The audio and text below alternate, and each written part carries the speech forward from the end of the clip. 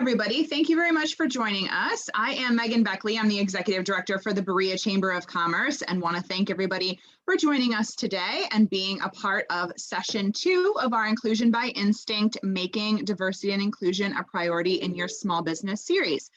We were really thrilled to kick things off a couple of weeks ago with a great panel of representatives from the Hispanic, Latino, Latinx community. And today we are very pleased to be hosting a really esteemed panel of folks who are representing our immigrant community here in Northeast Ohio. And it will be moderated by the president of Global Cleveland, which is an astounding nonprofit here in the greater Cleveland area working with the immigrant community. So thanks to everyone for joining us. Before we get started with introductions of our panelists, I do want to thank our presenting sponsor for this series, which is Baldwin Wallace University. Due to their generous support, we were able to provide this series as free and open to everyone. So thank you so much to BW for their support. We really appreciate it. I also want to thank our other host chambers outside of Berea. We have Plexus, the LGBT and Allied Chamber of Commerce here in Greater Cleveland, the Olmsted Chamber of Commerce, and the Cuyahoga Valley Chamber of Commerce. So thank you to our other chambers who have been partnering with us and helping to put this series together. So without further ado, I'm going to go ahead and introduce today's panelists, and then I'm going to turn it over to them to kick things off for us. So I will start with Lisa Blanchard. She serves as the People Systems and Analytics Lead at Rapid Response Monitoring. Previously, Lisa was an analyst in multiple HR functions at Forest City Realty Trust, which is now Brookfield Properties, and Alcoa Inc. In her prior roles, Lisa also served as a project management consultant for Alcoa Wheel and Transportation Products, as well as a researcher at the Office of Freight Logistics and Transport at the University of Alabama in Huntsville, where she was also a lecturer in engineering statistics. Lisa received her PhD and MSc from the University of Alabama in Huntsville in Industrial and Systems Engineering. She also holds a BS in Manufacturing Engineering Technology from Midwestern State University. She served in leadership roles in the National Society of Black Engineers and the American Society for Engineering Management. She was also a member of the National Student Advisory Council of the American Association of University Women, and she currently serves as a mentor with College Now Greater Cleveland. So next we will move on to Patrick Espinosa, who was born in Germany to Colombian parents and has called many places home. His travels have taken him to many places, including China and Colombia, where he taught English at several foreign language institutes and the Colombian Naval Academy. Pat eventually continued his studies in Texas, where he received his BBA with a concentration in marketing and later earned a JD and MBA from the University of Miami in Florida. After earning his law degree, he worked in the General Counsel's office at the Colombian Consulate General in Coral Gables, focusing on immigration and trade issues. And upon his arrival in Cleveland, Pat decided to focus on immigration issues as an immigrant himself, and being bilingual, he understands the issues that many of our underrepresented neighbors face. He is the managing partner of Lorenzen Law and Sus Abogados Latinos. He is also the president of the Ohio Hispanic Bar Association and a board member of Global Cleveland, the Northeast Ohio Hispanic Chamber of Commerce, and the Borderlight Cleveland Festival of International and Fringe Theater. He also sits on several diversity committees at Case Western Reserve University School of Law and the Cleveland Metro Bar Association. Next, I'll move on to Mark Owens, who has over 15 years experience within the marketing and public affairs industry in a variety of operational and managerial positions. Mark currently serves as the Marketing and Public Affairs Director for Relate Care. He oversees all elements of the marketing and public outreach team to ensure the successful delivery of marketing programs across their wide range of clients, government agencies, and partners across both Ireland and the United States. Mark is active in the local business and networking community, where he's the president of the Cleveland Irish Network, also serving on the executive committee for Irish Network USA. Mark currently co-chairs the Cleveland Sister City Host Committee as part of his involvement with Global Cleveland. A past chair of the Greater Cleveland Sports Commission Associate Board and trustee of Ohio City, Inc., Mark currently serves as chair of the Cuyahoga Community College Business Advisory Committee. He was born in Derry City, Ireland. He moved to the area in 2001 after studying at John Carroll University as part of a scholarship program and became a U.S. citizen in 2011. And our final panelist is Radhika Reddy, who founded Aerial Ventures in 2001, as well as 4 other business ventures that are all 100% women-owned and minority firms. Ms. Reddy and her partners have developed a historic 68,000 square foot building to create the Aerial International Center, a one-stop international business incubator, office, and intercultural event center in Cleveland. They also developed a 26,000 square foot building to create the Aerial Distribution Center with plans to create a foreign trade zone to attract global companies to the region. She's on the Ohio Governor's Asian American Advisory Board. She also served on the Board of Regents Task Force for Commercialization of Technology and the Global Markets Advisory Team for the state of Ohio. She was a finalist for the 2014 Ernst & Young Entrepreneur of the Year Award and a Smart Business Women Who Excel Award. Was awarded the 2007 Commercial Real Estate Women Cleveland Leadership Award and the 2002 International Businesswoman of the Year Award for Northeast Ohio. Ms. Reddy has an MBA in Finance and MIS from Case Western Reserve University and a Master's in Accounting and Taxation from Cleveland State University. She and her partners also co-founded a charity, Ray of Light International, Inc. in 1997 to provide food, clothing, shelter, medicine, and education for destitute women, children, and the aged with a focus on third world countries. And last but certainly not least, I would like to introduce our moderator for today, Joe Simperman, who is the president of Global Cleveland. Prior to joining Global Cleveland as its top executive, Joe served 18 years on Cleveland City Council, where he distinguished himself as a champion of the diverse peoples and cultures of Greater Cleveland. Joe, an immigrant son, grew up in a Slovenian-speaking household on East 74th Street in the St. Clair Superior neighborhood of Cleveland. In 1997, he began the first of 7 terms on Cleveland City Council. His diverse ward included the businesses and corporate offices of downtown, as well as the cultures of Asiatown, Tremont, Ohio City, and the Old Neighborhood. Joe, a German Marshall Fellow, assumed the leadership of Global Cleveland in April of 2016. So with that, I would like to go ahead and turn things over to Joe to kick off our panel today. And thank you again to everybody for joining us. Good morning, Megan, and thank you so much. And thank you to all the members of all the chambers who are here. Really appreciate this time with you on this Tuesday morning over the next 40 minutes to share with you some of the great people that we get to work with every single day, Patrick, Radhika, Mark, and Lisa. I just want to say a quick thing. We're celebrating our 10th year this year at Global Cleveland. And we're really thrilled to be working with so many of the immigrants and the newcomers who are coming here. And I think you're going to hear why we are so excited about the people who are on this panel and the good things that they're bringing to our community with their economic prosperity, their small business credentials, and certainly their hard work and their dedication to this community. When Megan was reading the biographies, it just really is stellar to think about the gifts that these individuals are. So we're going to get right into this panel. So I want to start with you, Lisa, who is not only an engineer, but also, as she says, a recovering engineer, but also an HR expert. Lisa, can you talk a little bit about why businesses in Northeast Ohio need to pay attention to the international community and the trends that we're seeing in terms of the newcomers who are coming here, Lisa? Thank you, Joe, for that introduction. So one of the things that's really key for us to understand is that there is a wealth of talent. There is equal distribution of talent and intellect, and not an equal distribution of opportunity. So one of the reasons why we need to keep an eye on this talent is that the needs of businesses are constantly changing, and we're not always ready with local native talent to be able to take advantage of these opportunities. Beyond that, what newcomers to the city, to the country present is a wealth of different cultures that enrich the community itself. If you think, and we can make this personal, when you live in a community where there's interesting restaurants and different foods to eat and new cultures and interesting people and interesting things happening, the whole culture is enriched. So the way I look at it is it's twofold. One, it's a good business decision because the more diverse your business is, it is well documented. I'm a data person. It is well documented that the more diverse your workforce is, the better results that you get. So this is not a call to altruism or a call to the best of ourselves to be good or to be altruistic. You really do get better business results with a more diverse workforce. So that's number one.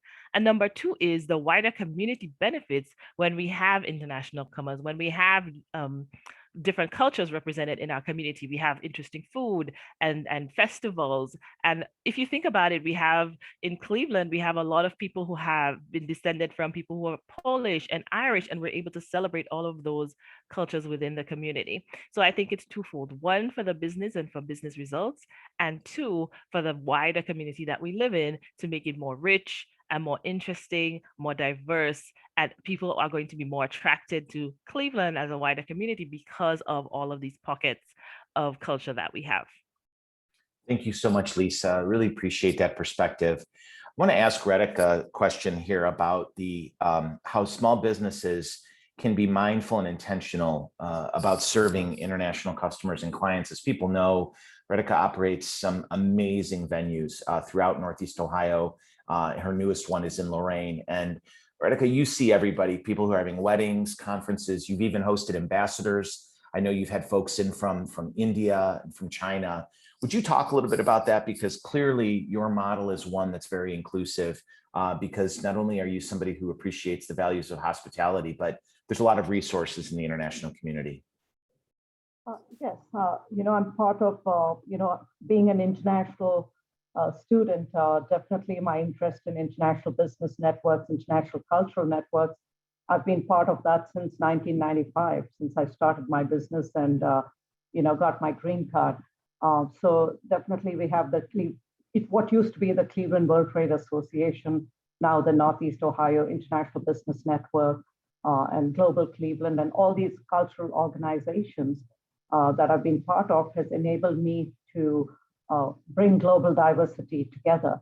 And I used to be in international banking in India, so I'm familiar with the international export, import, and foreign trade and all that. So I was able to bring a lot of international economic development seminars. And as part of the Governors Asian American Advisory Board and Chair of Economic Development, I put together the first Ohio Asian American conference, where we had consul generals from Singapore, Japan, India, and different Asian countries come together and talk about the various opportunities, and brought together over like 350 people to celebrate global diversity, as well as doing business with various Asian countries.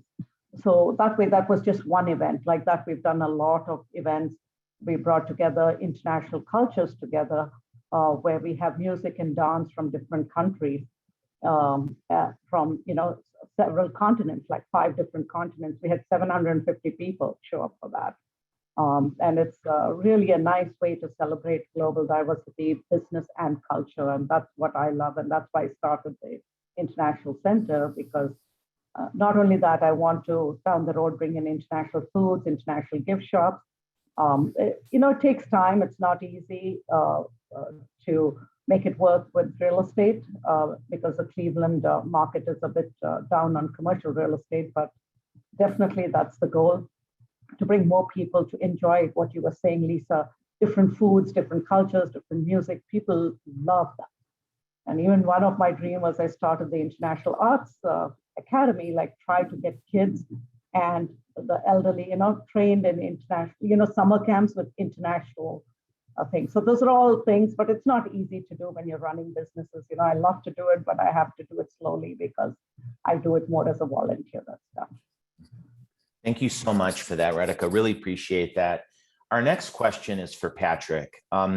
Patrick, you're starting, you've started a law firm. It's the only everybody on your staff speaks Spanish law firm in the state of Ohio. You're clearly somebody who is plugged in to the richness and the heritage of the Latinx community, the Latino community, the Hispanic community, not only in Northeast Ohio, but throughout the state.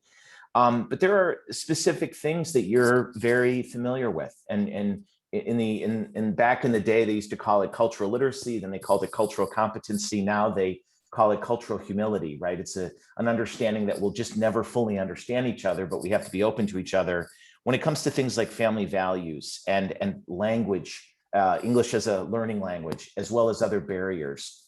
As a leader of a law firm that deals with businesses and a small business owner yourself, how do you navigate that in this day and age when you've probably got more people coming to you than you have the staff to provide service for because your business is growing so quickly, Patrick? Thank you, Joe, and thank you for the opportunity to speak at this seminar. Yeah, this is something I noticed when I moved to Cleveland 7 years ago. I moved here kind of in an emergency. My wife's father had a health issue, and I wasn't expecting to move to Cleveland, and I was so pleased to get here and realize what a wonderful city Cleveland was in Northern Ohio. And I quickly noticed that when I was looking for my first legal job here in the city, without knowing anybody, I was networking, and there weren't many Spanish-speaking attorneys or Hispanic attorneys. And I started noticing that there are huge populations of Hispanics. Mexicans out here in Painesville, you have Puerto Ricans down close to the city in little pockets all over Cleveland, Akron area with different country representations. Started thinking and started looking at the sheer numbers of people, of Hispanics or of Spanish-speaking people here in Northern Ohio, and came to the realization there's over 100,000 people that speak Spanish or of Hispanic descent with very, very, very little representation.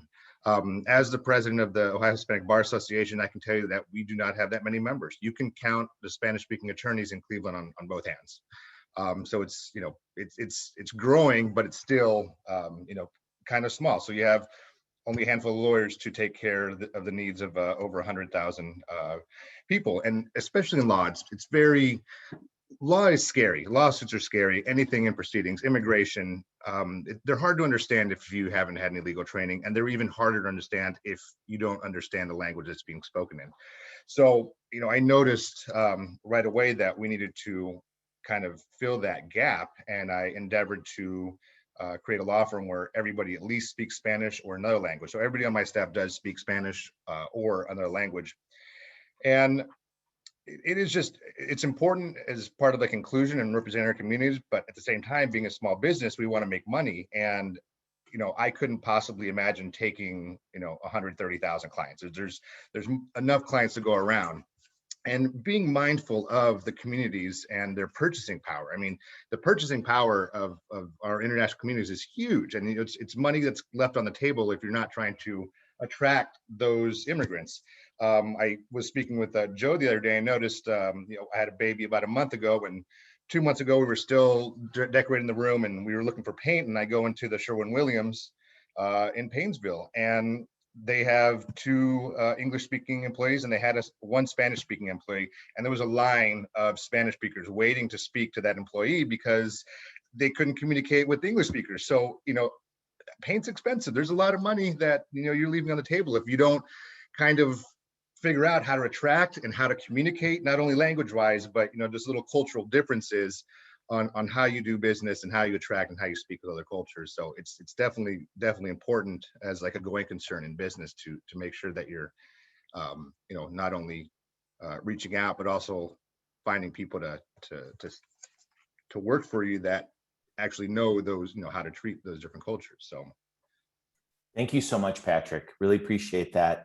Mark, our question for you is, Relay Care, which is based out of Ireland, but you're employing hundreds of people here in Cleveland. How are you recruiting people who are here in the United States? You've got one, foot on this side of the Atlantic, one foot on the other side in Ireland, and yet you're managing to create this almost in real time, simultaneous, diverse workforce with people both here in the United States and in Ireland. How do you manage that? And what are some things that you think are important lessons for small businesses that are looking to deal with that, especially with regard to the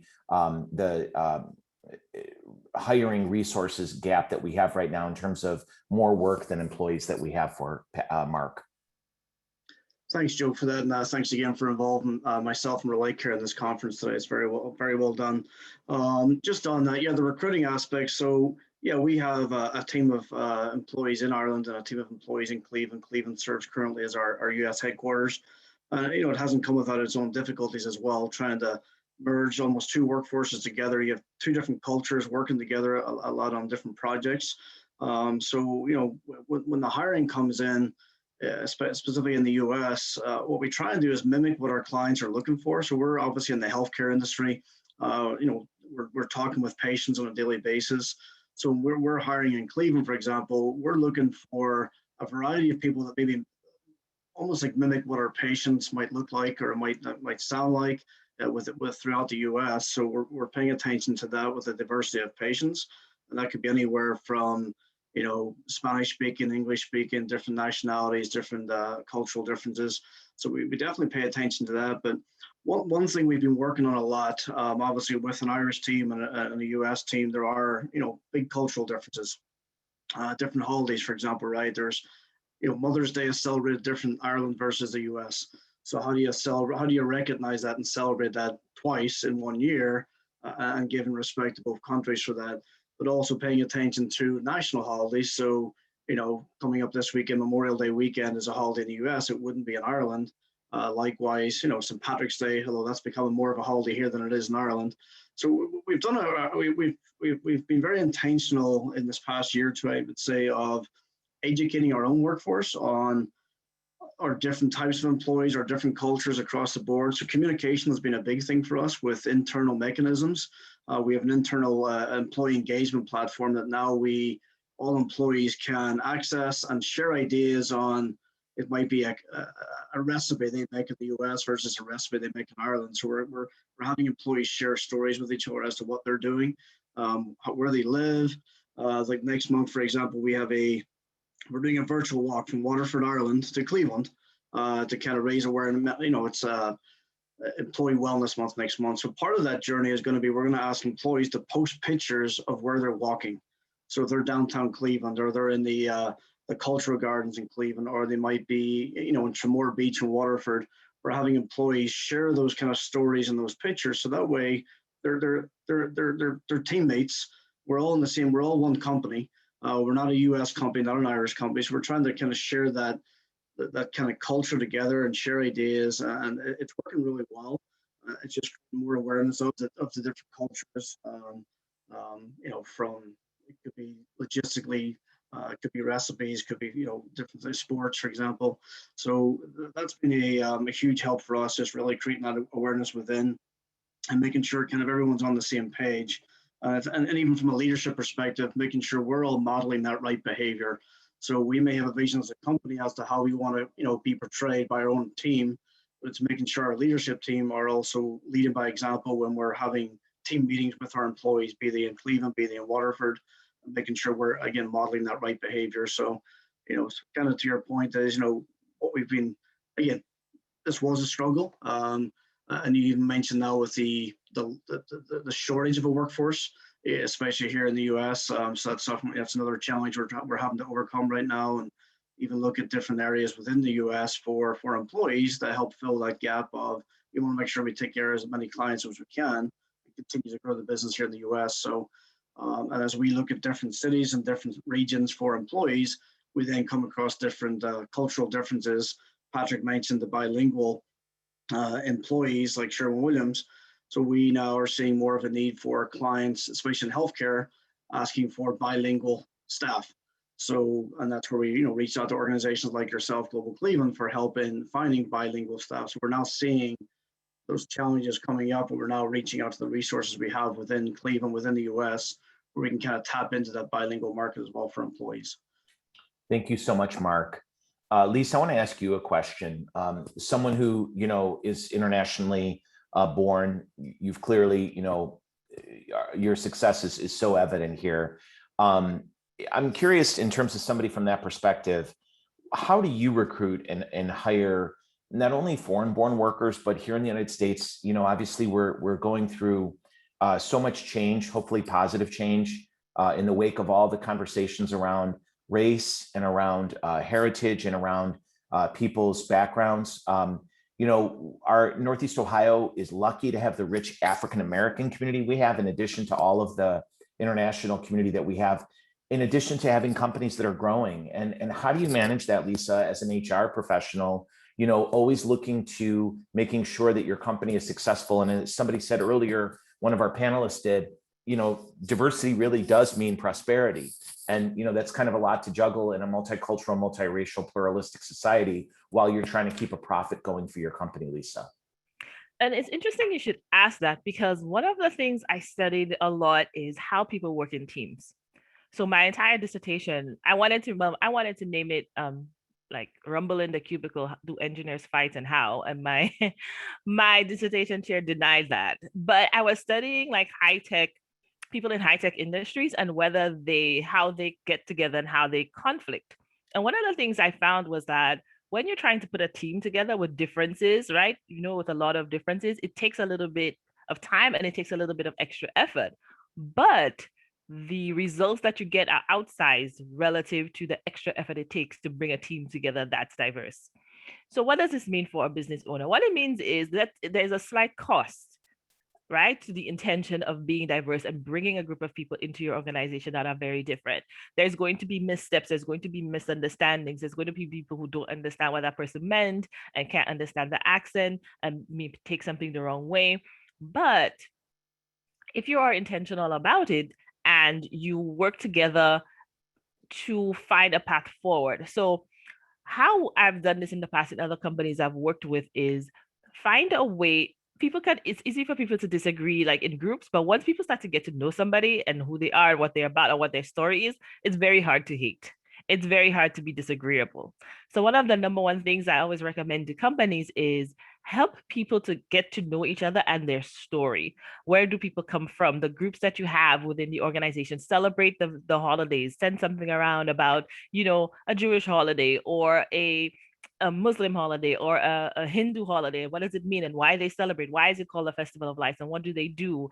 And would you like to, sit with a family, let's say, for that holiday and see how they celebrate?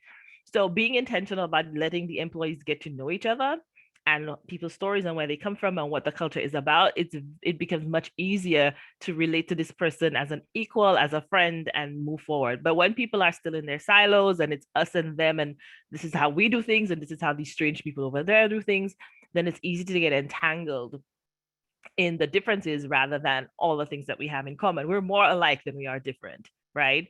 And if we can understand that as businesses, if you can understand that, then you can really work together and get that outsized result, right? It does not happen automatically. You don't just throw people together and just boom, you have extra results. It's being intentional, it's getting to know each other, it's helping people work along with the differences and use that as fuel to move forward. For example, serving customers who are different. How different would your business be if you had signs out there in different languages so that people walk by, they knew that, it was welcome, it was friendly, there may be somebody there who spoke the language. How wonderful it would be in your social media if you acknowledge various holidays, right? There was a really good video. One of the big companies had the employees do like a video montage for like a certain holiday. I think it was Eid. And so their Muslim group did a video talking about what they do and how they celebrate. And it was very welcoming. Like, so people knew that that company was very welcoming and they celebrated it and they acknowledged it. So how different would it be if in your advertisements, right, there were a variety of people, a variety of languages? You celebrated, if it's food you produce, maybe get a different food, like, for a particular month or a particular week. So there's little things that we could do, but you don't know these things if you don't have people on your team who are culturally competent and culturally aware. So that's why you need the diversity. You're going to get these outside results, but it takes a little bit of intention and it takes a little bit of effort, but it's well worth it. Thank you so much for that, Lisa. I really appreciate the rumble in the cubicle. Can't wait to read it. Sounds like it's a page turner here in the summer session. Thank you for that. Patrick, could you talk a little bit? You are an attorney, you own a business, so you come across people who are in a variety of different stages of their interaction with the legal system. People that are establishing businesses, people that need your help.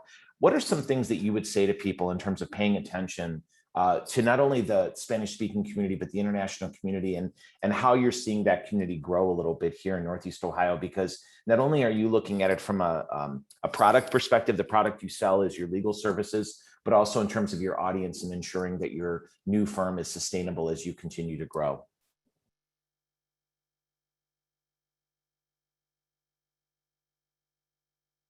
You're on mute. You're on mute, Patrick. Sorry.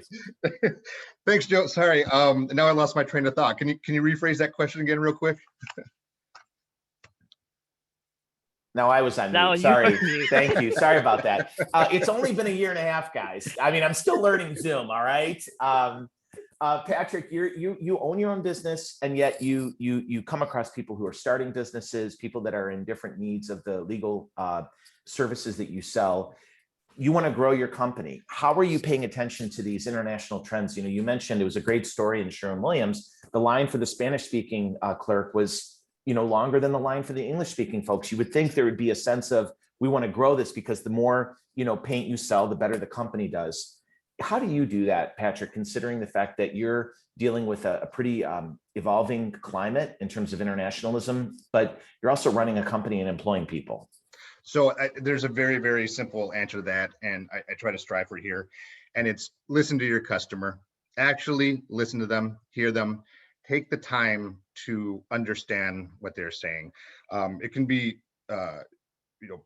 in law, it's very, very important to listen to what your clients are saying. I know I've had clients come from other law firms and they're saying, finally, one, they can speak the language, but on top of that, they appreciate the respect and the time I'm giving them for their issue. For everybody's issue is most important to themselves. So, they don't really care about other people. They always, care more about themselves in that specific situation. And when you listen to your clients, when you actually actively listen, they'll tell you what they want and they'll tell you what to grow. And when you listen and respect them, they'll go back to their communities, they'll go back to their families and say, hey, here is a lawyer that actually took the time to sit to me, didn't bring me in and rush me through and say, I got this, and didn't explain anything.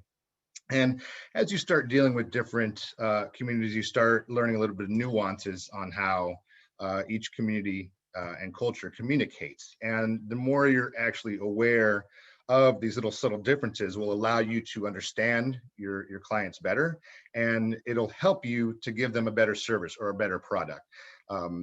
Some cultures like things being explained more than others. Some, want more reassurances. Other cultures tend to be a little more anxious. So the better you know your customer, the better service or product you can give to them. And it is really just simple. Just listen to them. Don't take it for granted that they're just gonna, plop down money and you're gonna give a service. See what they want, and it'll make your company better for it.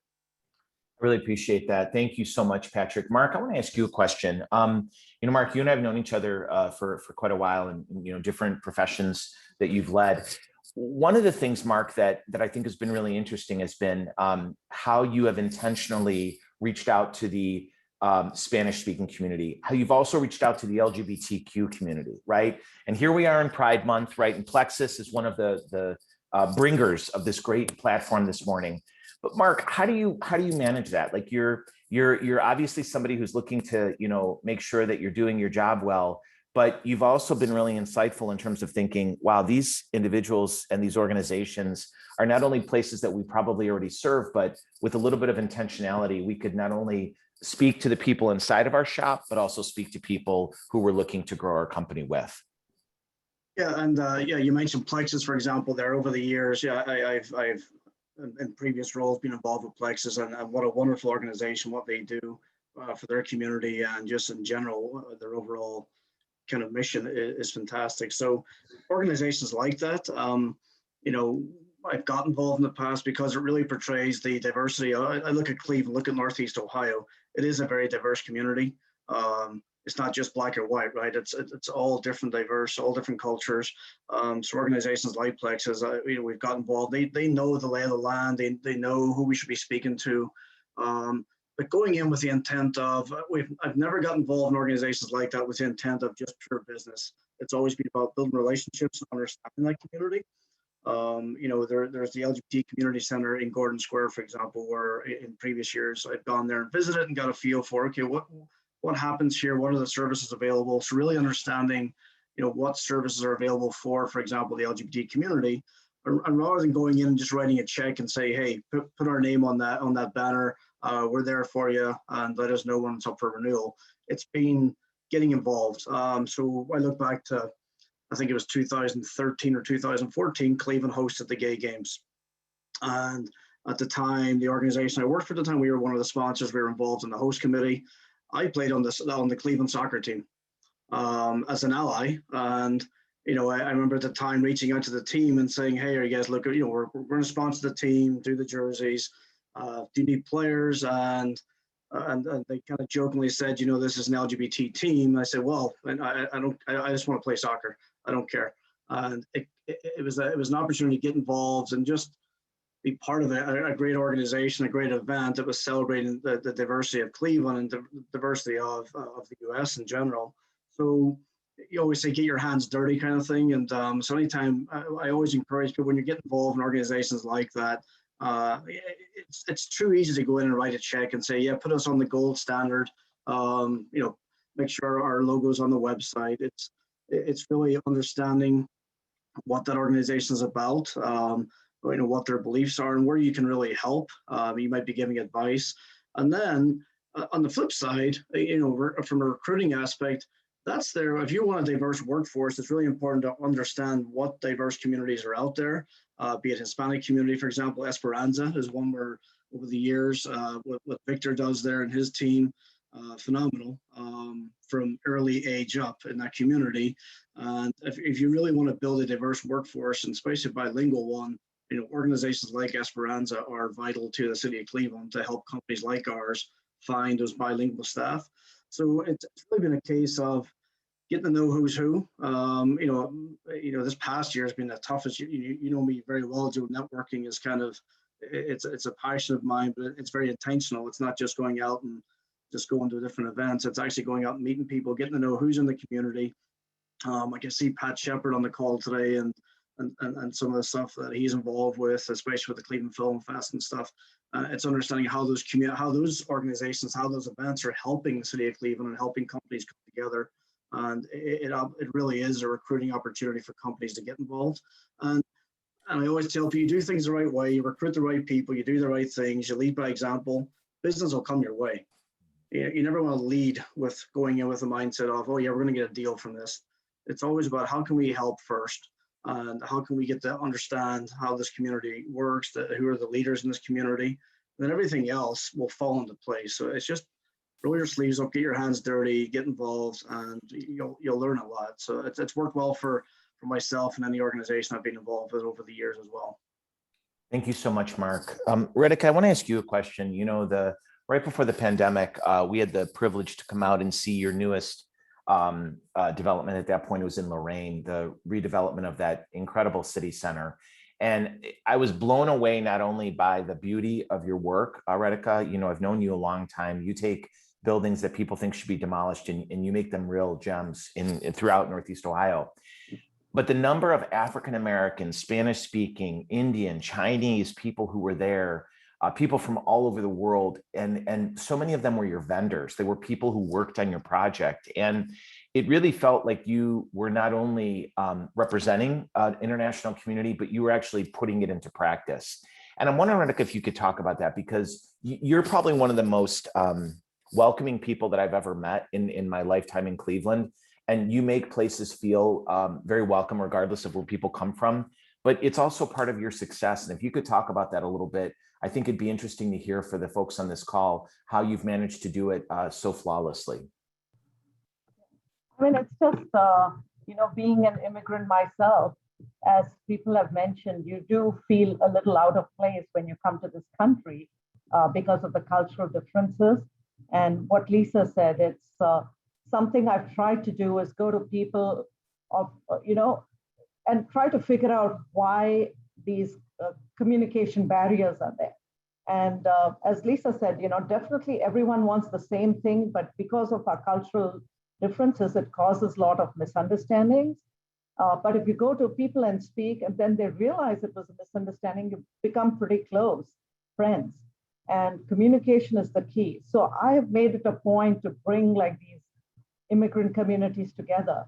I love that. And everyone, you're closer to an immigrant from Europe or from, any part of the world, or Middle East or Asia, because of the differences as a immigrant you face when you come to this country. All immigrants feel like they have some common bond because they're different culture versus what's the American culture.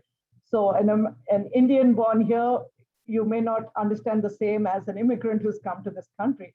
So it's very interesting as I did research, just out of fun, that it's great. Global diversity brings about so much additional value because you're bringing so many different perspectives. And when you blend the best of East and West, you get a much better outcome. There's so much more synergy, and that's what we've done. I've always tried to bring global diversity to whatever I try to do. And and even my team, I mean, we have people from India, from, US and all that. And it does give different perspectives.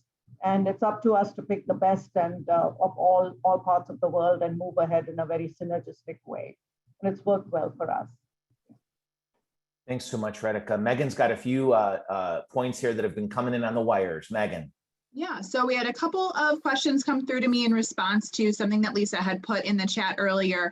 Just talking about some of the barriers or challenges that small businesses specifically encounter in terms of making the best of opportunities with international or foreign-born customers. So a couple of things that came through, and this is similar to what I hear from a lot of small businesses. So two things. One, if they are looking to hire, there are lots of small businesses who are looking to hire diverse candidates to fill positions that they have. But small businesses may not have a dedicated HR person or department, and they're wondering if any of our panelists have any insight or advice on how to attract that talent in terms of where are you posting these jobs? What kind of language could you be using in job descriptions to really make sure that you are reaching those folks? Because maybe it's, slightly different than you might, be doing in terms of some of the mainstream ways that we think of posting jobs and attracting talent. And along those lines, kind of additionally, for small businesses who might be a super small team, maybe it's only a handful of employees that they have, maybe they don't have opportunities to hire internally, they don't have open positions, but they're still looking to maybe break into those markets, for example, working within the Hispanic community, but they don't have the opportunity to hire somebody who speaks Spanish on staff. What are some resources that they might be able to utilize to still kind of interact with those markets and provide those services without actually hiring? So I'll throw that out to any of our panelists who might have any insight in either of those two areas. I'll take a first shot at it. And I think one of the first places you should start are the other Chamber of Commerce's. So I know on the Northeast Ohio Hispanic Chamber of Commerce, we have several hundred businesses that are Hispanic or Spanish based. It wouldn't take too much. It doesn't take too much capital to, become a member of that organization and have interaction with other Hispanics and asking them if, how they can help, how they can get involved, how they can attract people. There's lots of chambers of commerce that you can go out and spend relatively little money to have access to those communities. And usually those organizations will be more than happy to help you, and we'll have tips on how to recruit international talent, and then also learn like the methods of communication. And I swear this is not a setup. I have a Hispanic magazine right here that I'm going to advertise in. I saw it and I was like, that's just look, it doesn't take too long to do an internet search or see, what publications from each of these little cultures has to actually, get to your target audience. And let me just add on to what Patrick just talked about, the different cultural groups. So obviously we're an Irish-owned company, and then so there's a big Irish network in the U.S. We have the Cleveland chapter of the Irish Network. We have the Irish Network USA. So we do a lot of very intentional advertising and promoting of our positions within those organizations, because again, talking about the cultural thing, we do see differences when our Irish team are coming to the U.S. Sales trip or a client visit. There are different nuances that works really well for our company. So we have had success with tapping into that kind of Irish business network, be it in Cleveland, be it in Seattle, be it wherever it might be. But even from there, then we tap into those networks to find out, hey, we're looking at a client in your city. Do you have any contacts within that community? They're looking for bilingual. They're looking for this. They're looking maybe. There's certain parts of the West Coast where it's not just Spanish speakers. It might be, there's some Eastern European languages they're looking for in an RFP. So we'll then reach out to our contacts within those communities to find out, who do you know in that community? Who are the global Clevelands, I guess, of Seattle? Who are the global Clevelands of San Francisco? So we kind of look for those type of organizations. With Joe and his team in Cleveland, they're often the go-to place for me when I'm looking for certain people or certain introductions. And so it's really making those connections with groups like Patrick mentioned, Chambers of Commerce's or business network groups, the British American Chamber of Commerce in Ohio is one we talk with quite often. So it's really just tapping into that network and making sure you know what resources are out there for you. A lot of it's just a matter of picking up the phone and asking someone, and just, you can spin your wheels all day long putting adverts on Facebook or LinkedIn, but actually talking to people who live in an area you're looking at or in a region, giving you insight as to where you should be looking at. That's been very helpful for us and very time saving as well. Also, if they want to do global exports, tapping into the US Department of Commerce Export Department is very helpful. They have specialized information for each country. So if they're looking to market their products in any part of the world, US Export Department is the best source for very in-depth information, and that's relatively a free source. And they'll actually set up agent like distribution centers in any part of the world. If you have a product, they'll actually set up meetings with buyers from different parts of the world, from an export standpoint.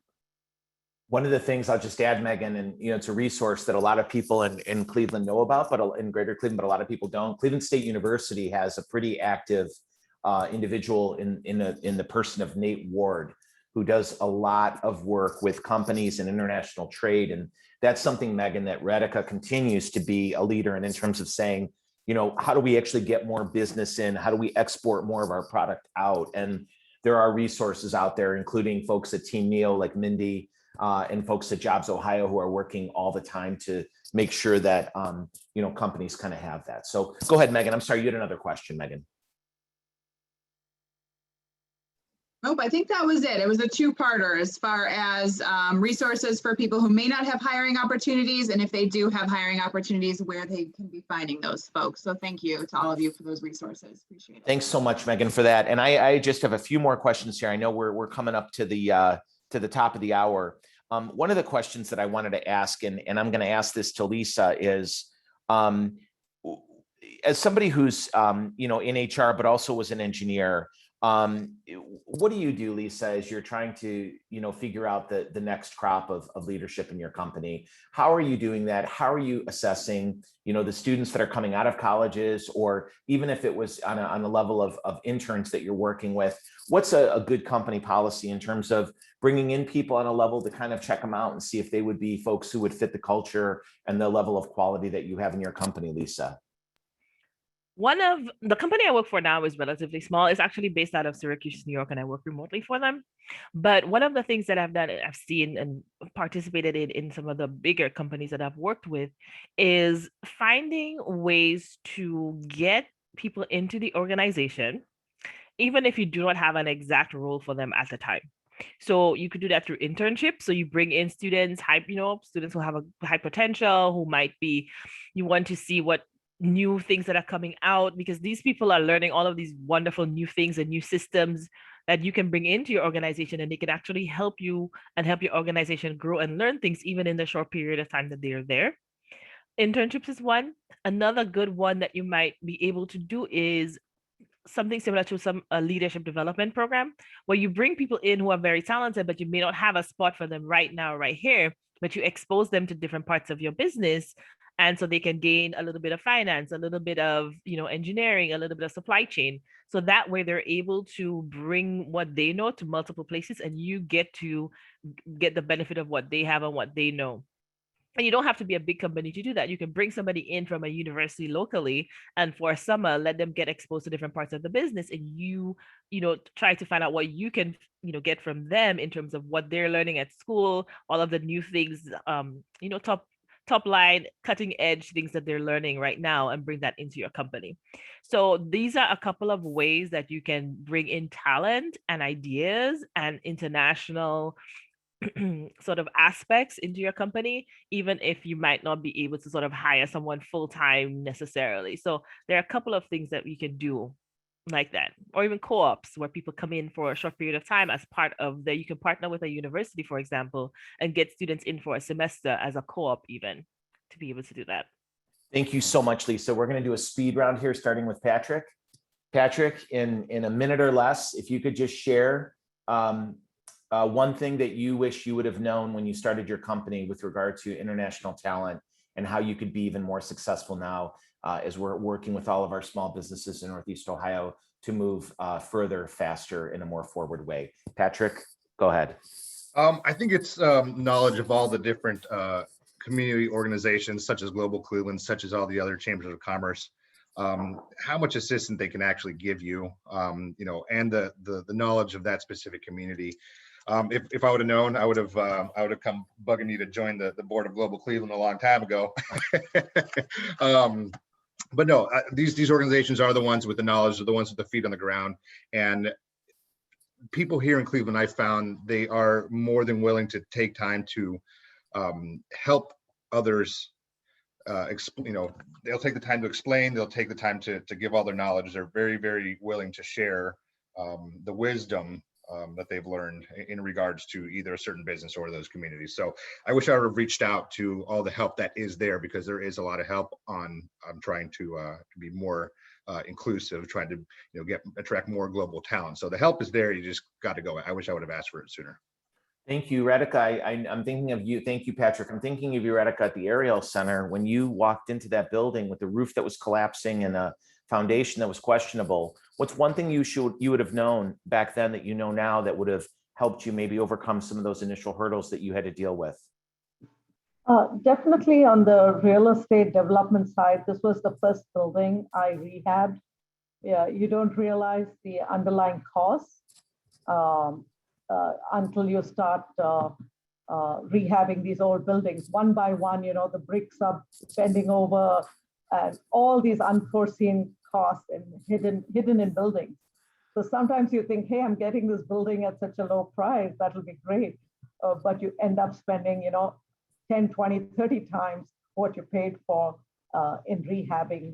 So that was definitely a surprise on my first project.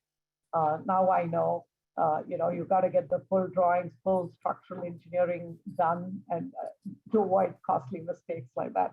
So that was quite a surprise. But I knew that, the building had a beautiful view of the lake and the Cleveland skyline. I knew there was something that the public could enjoy, that I'd figure something out. And I always wanted to create an international center. The area I've selected is still not enough residential to do it in a bigger way. But that's not giving up on that dream to do it, get the international foods and all that going. Thank you. Thank you for that, Radhika. And if anybody wants to know how to do the impossible, they should just talk to you. Patrick, thank you for that answer. And I would like to ask you, Mark, the same one too, that I asked Radhika and Patrick. What do you wish you would have known, not that you know now, for these small businesses as they're beginning, or continuing the work that they're doing in terms of the international community? I think Patrick stole my answer. He must have saw my notes, because he nailed it. Knowing who all the groups are in town, who, Joe, you and I met, maybe 10, 12 years ago. And through your introductions, I've met other people that I wish I had met 15 years ago. When I came here 20 years ago, on the first years where, I'm in America, Yellow Brick Road, all that stuff, enjoying it. And, I look back, I'm like, I had to start networking sooner. If I had the alumni base, went to John Carroll, right? Tapping into that alumni base of John Carroll in Cleveland, one of the most loyal, dedicated, accessible networks in Cleveland that I've come across. So I wish I had tapped into that earlier, not just for my own personal needs, but also for any company I've worked for. It's always opened different doors for us. So yeah, going back through and just looking at the different groups, getting involved in chambers, getting involved in events like this. You might think, that's an hour, can I make an hour? But you never know. I see some people in the room, and even just getting, connected to Nate Warren this morning in this call, just getting his name and his contact information, finding people like that I would never have come across before. So I always, when I talk to students at colleges, I tell them, network early, network often. You'll never know who you meet or who you may need to call in a favor in the future for, might be a reference for a job, might be for a job, might be for a business lead, might be for recruiting. So really tapping into that network sooner. So. Thanks so much. Thanks so much, Mark, for that. And Lisa, bring us home. The Lisa Blanchard wisdom pool. I will leave you with one of the things I have remembered from my former engineering days, which is the idea of a Gemba walk. That's a topic from lean manufacturing. And what it says is that as a leader, you go where the thing is being done to actually observe, right? You go to where the work is being done. So if you want to get more involved with the international community, whether it be for business or for recruiting, go where it is being done. Go to the international community, go to these international organizations. Start with one organization that leads into many, like Global Cleveland. And I'm not just pitching it because I'm on the board, but there are those sort of gateway drugs, right? The gateway organizations that will lead you to the rest of the community. So go where it is, do the Gemba walk. Thank you so much, Lisa, Patrick, Radhika, and Mark.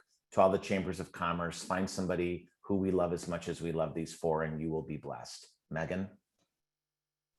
All right. Well, thanks again to all of our panelists. And Joe, thank you so much for leading the discussion today. We really appreciate everyone's time. I wanted to just mention that the Berea Chamber, as well as the rest of our host chambers, Plexus, Olmsted, and the Cuyahoga Valley, are part of a collaboration here in Cleveland called the Collaborative Chambers Alliance. And we do partner with 7 different international chambers that are here in the Cleveland area. We have the British American, French American, Greater Cleveland Chinese, Hungarian, Nigerian, and the Swedish American. So there are lots of chambers and groups. Those are just some. Those aren't all of them. These are the ones that we partner with. But there are lots of groups that you can get in touch with, all kinds of different international cultures, get connected, like a lot of our panelists have been mentioning today. So we highly encourage you, if you're not a part of your local chamber or you want to check out any of the international chambers, please feel free to do so. We'll send a follow-up email to all of our attendees today with links to these different resources so that you have them. And with that, I will just remind you that this is session 2 of 5. We have 3 more sessions in the Inclusion by Instinct series. We have African American community, people with disabilities, and the LGBT community are our next 3 sessions coming up, and that'll run every 2 weeks from now through July 8th. So thanks again to Baldwin Wallace for presenting this series for us. Thanks to our host chambers, and thanks again so much to our panelists and our moderator for joining us today. Everybody enjoy the rest of your day and your week. Thank you. Megan. Thanks. Bye, everyone. Bye.